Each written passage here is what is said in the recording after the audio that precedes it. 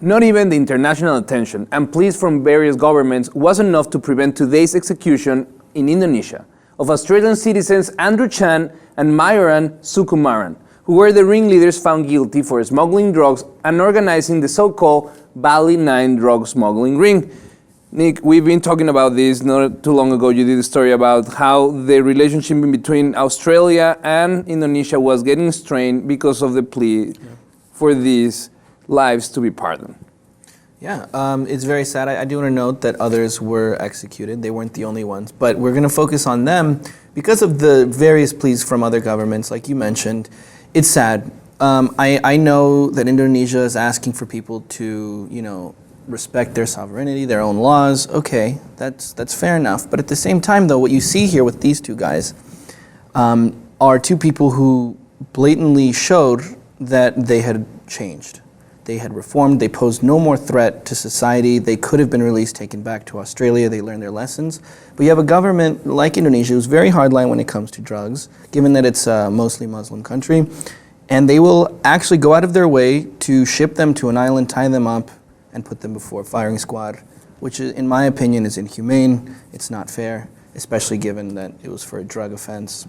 I don't know, that's my opinion. And I think you're completely right. And you know who agrees with you? Australian Prime Minister Tony Abbott, who exactly said that these executions were cruel and unnecessary because of the Reformation of both citizens, and also because there was no need anymore. They had 10 years behind bars. They both one became a pastor and a kind of a youth leader inside the prison. The other one became an artist. Actually, his last painting was signed by all the people who were executed that day. It was a heart with drops of blood, very symbolic of their fear at that moment.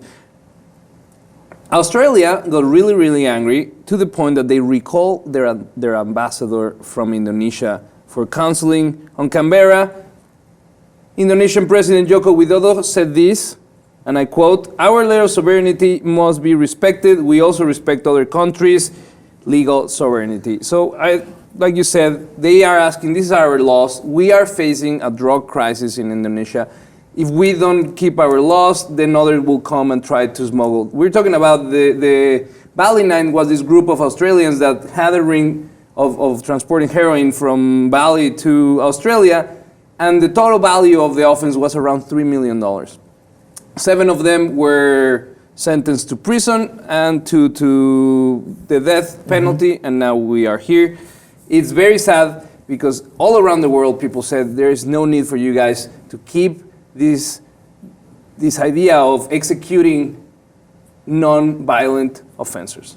Right, and they're so extreme about these laws when they don't need to be. The man you quote said that it was unnecessary, and that's what it is in my eyes. There's this film called Ganja Queen with this woman who goes to Bali for her brother's honeymoon. One of the people working in the airport stuffed pounds and pounds of marijuana in the front pocket. She gets caught. It blatantly was not her fault, but they made an example out of it because she's a foreigner. They put her in jail. The poor girl lost her whole life, and it's sad. You guys should check out the movie. It's called Ganja Queen. It's funny that you mentioned that because today another development is right before the executions, a Filipino citizen, Mary Jane Veloso, was actually reprieved last minute because back in Philippines, a woman came in and said, "I surrender. I actually recruited Mary Jane Veloso to travel with drugs without her knowledge." Last minute on the hour, and the government gave her the reprieve.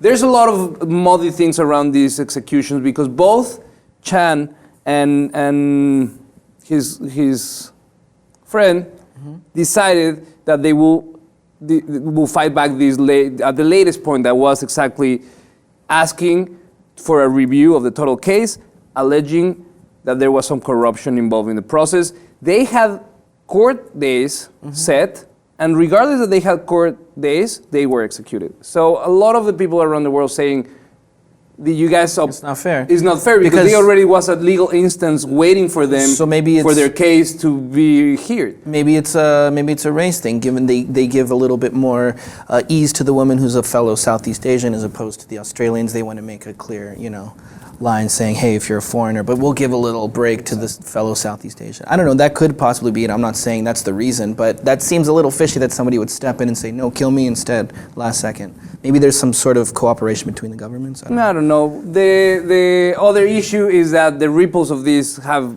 started, and there's a dozen of organizations around the world and legal reform advocates that wrote a letter to Obama, to the Obama administration and top officials, asking for them to make sure that there are guidelines for federal aid in the fight against drug trafficking, to make sure that this aid doesn't go and support these cases of execution for nonviolent threats. So we see that all around the world, not only in Australia, but also in the US and around the world, there is outrage because of these executions that seem unnecessary. We want to know what you think. Did they deserve to have this punishment, or they had already paid their dues? Let us know what you think in the comments, and if you haven't, please subscribe to the Lip TV.